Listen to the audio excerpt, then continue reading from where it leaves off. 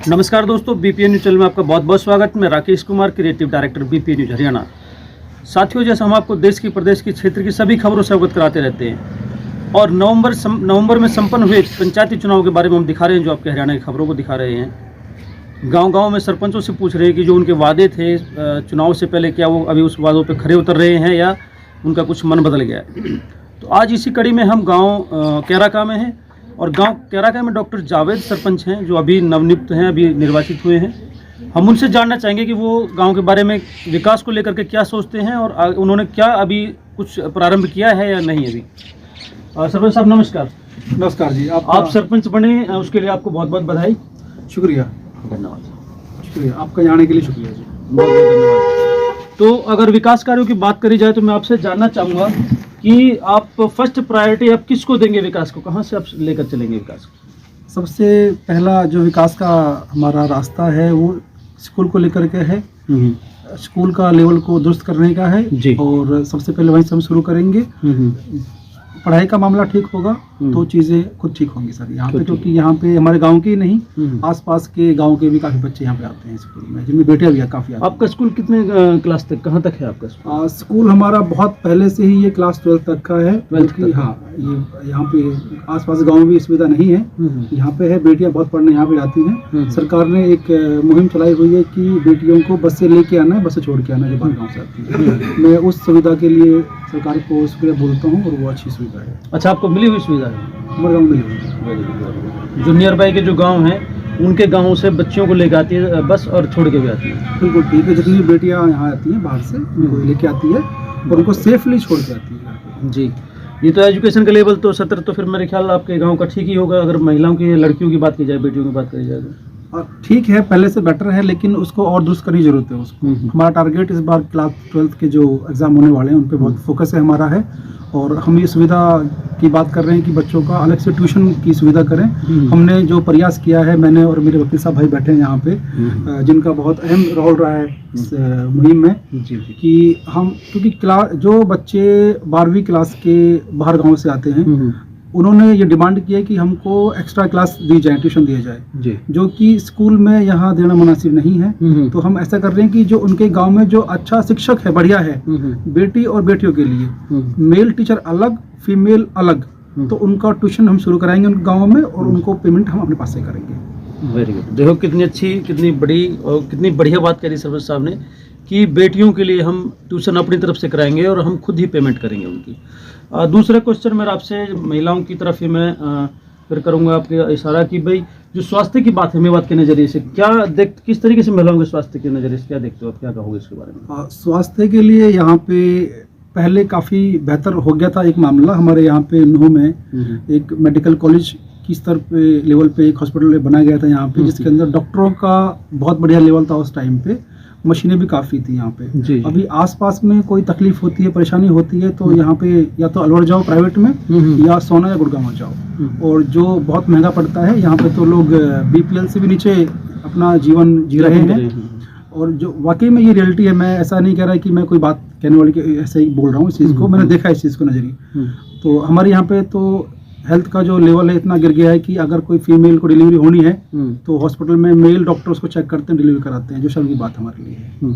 ये हॉस्पिटल की बात है या क्या, मतलब जो मेडिकल हॉस्पिटल जो आपका है उसकी बात? जो मेडिकल हॉस्पिटल है उसकी बात है, और हमारे गांव में अभी कोई ऐसा सुविधा नहीं है जिसमें डॉक्टर यहाँ बैठ सके। हमारी सरकार से मांग ये है कि हमारे गाँव कैराका के लिए स्पेशली, बड़ा गाँव है हमारा है, बड़ा स्कूल इसके अंदर है, एक ऐसा अस्पताल दें जो मल्टी डॉक्टर उसके अंदर बैठ सके, खासकर गायनकोलॉजिस्ट और खासकर ये फिजिशियन डॉक्टर बैठ सके उसके अंदर जी। तो ये बहुत अच्छी बात रखी सरपंच साहब ने। इन्हीं के साथ कुछ ग्रामीण भी हैं, मैं उनसे भी जानना चाहूँगा कि उनके क्या विचार हैं आपके सरपंच साहब के प्रति, आप क्या कहते हो, और गाँव के विकास के प्रति आप क्या सोचते हो? सर, इसमें यह है कि हमारे जो सरपंच साहब हैं वो एजुकेटेड बंदे हैं, वो गाँव के जो विकास है उसके बारे में बहुत अच्छे से भली भांति वाकिफ हैं कि उनको करना क्या है एक्चुअल में।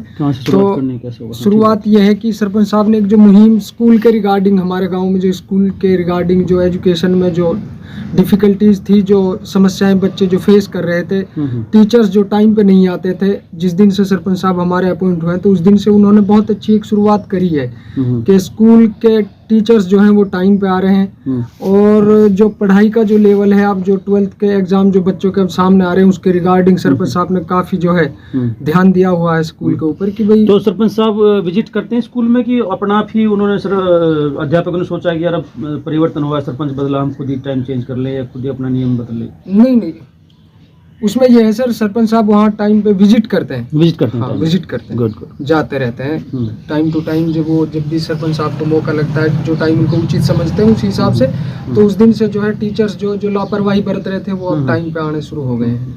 दूसरा ये है कि जो अब जैसे गांव के जो अन्य काम है, आम रास्ता, जो पानी की जो हमारे यहाँ खासकर जो समस्या है, क्योंकि हमारे यहाँ जो जमीनी पानी है वो तो यहाँ है नहीं है, बाहर से जो पानी आ रहा है उसके रिगार्डिंग भी जो है सरपंच साहब एक अपनी मुहिम चलाने जा रहे हैं, तो कोशिश रहेगी कि अच्छा ही करेंगे। जी, देखिए इन्होंने कहा है कि सरपंच साहब ने अपना कार्य शुरू कर दिया है, चार्ज जब मिलेगा तब मिलेगा।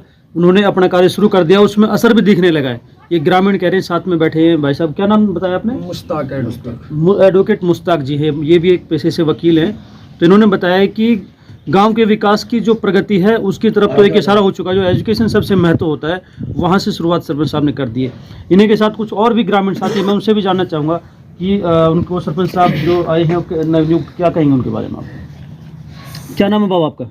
जहुरुद्दीन जी, क्या कहेंगे आप सरपंच के बारे में?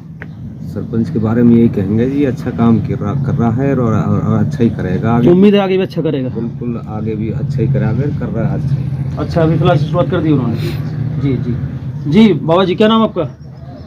मेरा नाम तो मकसूद है। मकसूद जी, क्या कहेंगे आप सरपंच के बारे में जो नवनियुक्त सरपंच है? बढ़िया है जी सरपंच हमारा। अच्छा, विकास करेंगे? बहुत ज़्यादा विकास करेंगे, उम्मीद है पहले से ज़्यादा विकास? बहुत ज़्यादा। जी। बाबा जी, क्या नाम आपका? जी, क्या कहते हो सरपंच के बारे में, गांव के बारे में क्या कहेंगे? मैं सरपंच है तो यही मार्ग बनाया है इसीलिए काम के लिए। जी। हाँ, ठीक। तो फिर मैं वापस आपको सरपंच साहब के पास लेके चलता हूँ। सरपंच साहब, आपका युवाओं के बारे में क्या ख्याल है? जैसा भी हमारे एडवोकेट भी, आप भी युवा हैं, तो क्या कहेंगे युवाओं के लिए? इस इलेक्शन के अंदर युवाओं ने बड़ा अहम रोल निभाया है। तो युवाओं के लिए मेरा एक तो पढ़ने का पूरा जो प्लेटफॉर्म है वो ठीक करना है, और खेलने का प्रोग्राम है सारा। स्टेडियम भी बनवाना है उसके लिए, चाहे क्रिकेट का मामला हो, वॉलीबॉल का हो, फुटबॉल का हो, चाहे वो हॉकी का मामला हो, कबड्डी का मामला हो। तो शिक्षा पे और उनका खेल पे बड़ा ध्यान है हमारा। हमारी कोशिश ये है कि शिक्षा टाइम पे उनकी हो, उनको अच्छी शिक्षा मिले और खेल में वो आगे जाएं, वो एक लेवल पे जाएं। ऐसा नहीं है कि घर पे यहीं पे रह जाएं। हमारे गांव में पहले भी अच्छे प्लेयर रहे हैं जो किसी कारणवश आगे जा नहीं पाए हैं। तो हमारा पूरा ये प्रोग्राम है, पूरी ये मेहनत है कि हम उस बच्चे को आगे लेके जाएंगे। ऐसे युवाओं के लिए आप क्या करेंगे जो गेम्स में या इसके खेल के सत्र में अव्वल आते हैं, आगे आएंगे, तो उनके लिए आप क्या योगदान करेंगे, सहयोग कर सकते हैं? पंचायत की साइड से ऐसे बच्चे के लिए पूरी सहायता मिलेगी, चाहे वो फाइनेंशियल हो, चाहे वो उसको बाहर एकेडमी में कहीं एडमिशन की बात हो, या उसको एक अपना जो राज्य है उसकी टीम में लेने की बात हो, या एक नेशनल लेवल की बात हो। National level. तो आपने युवाओं के बारे में बताया, महिलाओं के बारे में बताया। एक और क्वेश्चन मैं आपसे करूँगा, जो सरकार का अभी चल भी रहा है स्वस्थ भारत मिशन, उसके बारे में आप गांव को किस नज़रिए से देखते हैं?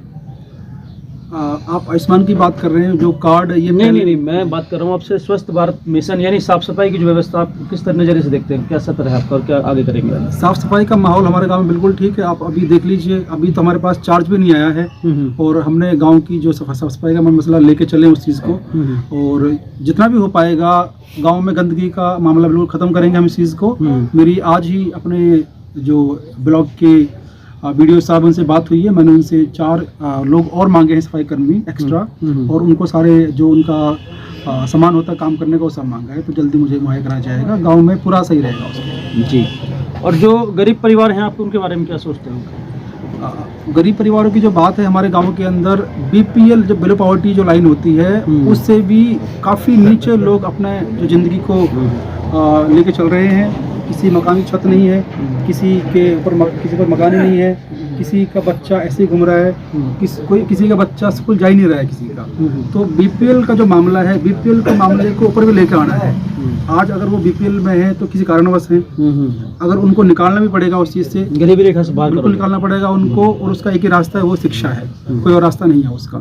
तो उन बच्चों के लिए जो भी शिक्षा का मामला रहेगा, पंचायत उसके अंदर पूरा मदद करेगी। ऐसे परिवारों के लिए आप जो BPL परिवार हैं, जो बहुत ही गरीब परिवार हैं, आपकी पंचायत में आपका अहम रोल रहता है, तो आप क्या रोजगार मुहैया करा सकते हैं?